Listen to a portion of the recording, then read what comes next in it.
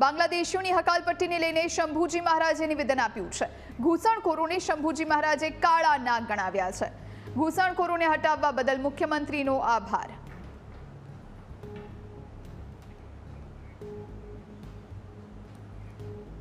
જેમ કે કાલીય નાગ હતો એ યમુનાની અંદર પોતાનું ઘર જમાઈને બેઠેલો, એમ આ બાંગ્લાદેશી કાલીય નાગો એ ચંડોળાની અંદર પોતાનું ગેરકાયદેસર દબાણ હતો। એ દબાણને આજે જેમ ભગવાન કૃષ્ણએ યમુનામાંથી કાલીય નાગને દૂર કરેલો, એમ ચામુંડામાં ચંડોળામાંથી માન્ય ભૂપેન્દ્રભાઈ પટેલે આ નાગોને દૂર કર્યા છે। અને આ પ્રક્રિયા નિરંતર ચાલવાની છે।